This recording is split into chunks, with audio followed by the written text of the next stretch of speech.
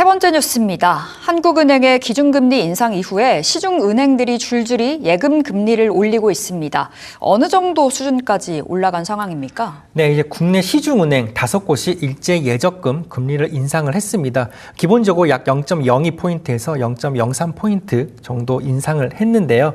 구체적으로 보면은 이 KB국민은행의 KB스타 정기예금 1년 만기 금리가 연 2.9%에서 3.2%로, 신한은행 솔편안 정기예금도 2.9%에서 3.2%로 올랐습니다. 이 하나은행의 하나정기예금도 동일한 수준으로 금리가 올랐고요. NH농협은행의 대표 상품 NH오런 이 예금도 연 2.95%에서 연 3.25%로 금리를 인상했습니다. 이로써 5대 은행의 대표 예금 상품 금리가 모두 3%대에 안착하는 모습을 보이고 있습니다. 네, 금리가 이렇게 올라가게 되면서 증시에서 예금으로 자금이 이동하는 이른바 역머니무브 현상이 뚜렷해지고 있다고 들었습니다. 수치로 확인이 되고 있습니까? 네, 이게 수치로 명확하게 확인이 되고 있는데요. 실제 5대 시중은행의 정기예금 잔액은 지난 15일 기준 약 965조 원 수준을 기록을 했습니다. 지난달 말 대비 보름 만에 약 15조 9천억 원가량 급증한 수치인데요. 반면 같은 기간 증권사 투자자 예탁금은 최근 20여일 사이 약 30조 원 가까이 줄었습니다. 이 증시 변동성이 커지면서 손실이 잇따르자 원금이 보장되는 은행 예금으로 자금이 이동하는 겁니다. 전문가들은 추가 금리 인상 가능성을 고려하면 예금 만기를 짧게 가져가는 전략에 유리할 수 있다고 조언하고 있습니다.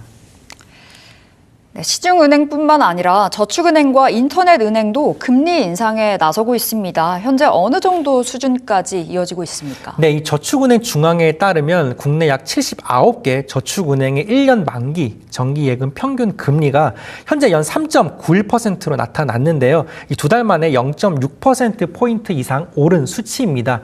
이 연 4% 금리를 내세운 정기예금 상품도 지난달 중순까지만 해도 전무했는데 현재는 약 160여 개로 급증했고요. 최고 금리 또한 영 4.41%에 달하고 있습니다. 인터넷 전문은행도 동참하는 모습입니다. 이 K뱅크는 코드K 정기예금 1년 만기 금리를 연 3.71%로, 카카오뱅크는 12개월 만기 연 3.6%, 토스뱅크도 12개월 만기 정기예금 상품의 금리를 연 3.4%로 각각 인상하고 있습니다.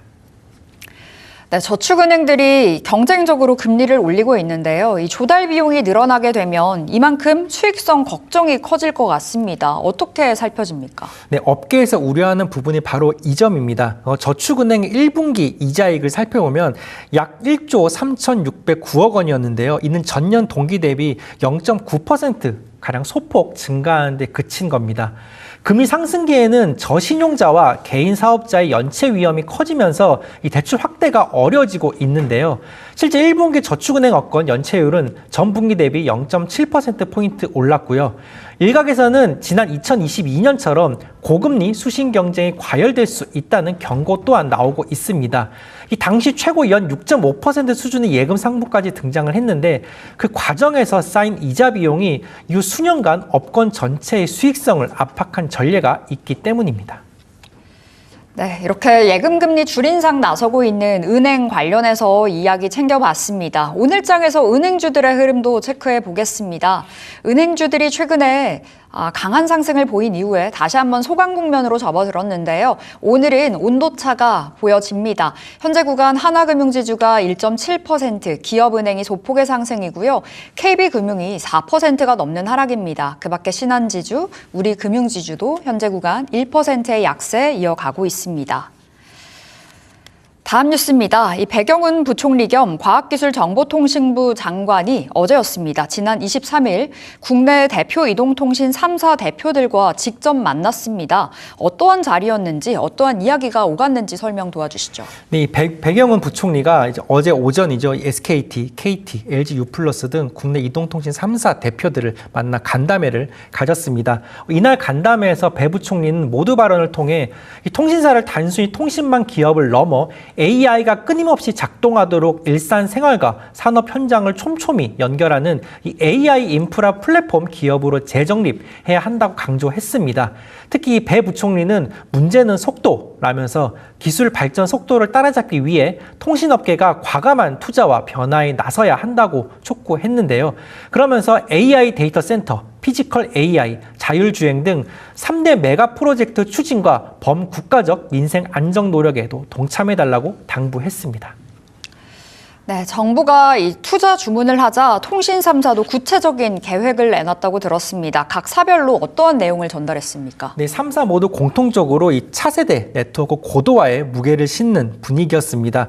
먼저 이 SK텔레콤은 이 6G와 AI 기반 지능형 기지국인 AI랜 등 미래 네트워크 진화 비전을 제시했는데요. 정재현 대표도 정부의 3대 메가 프로젝트 한 축으로서 책임을 다하겠다고 화답했습니다. KT는 해저 케이블 1조 원 선제 투자를 통해 한국을 아시아 허브로 도약시키겠다는 포부를 밝혔고요. 아울러 전국 3,500개 국사를 AI 엣지 인프라로 전환해 AI 데이터 센터 1기가와트 추가 공급에도 동참하겠다고 발표했습니다.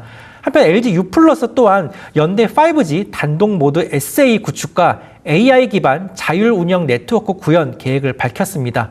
홍범식 대표는 파주 AI 데이터 센터를 대한민국 레퍼런스 팩토리로 조성해 내년부터 가동하겠다고 약속했습니다.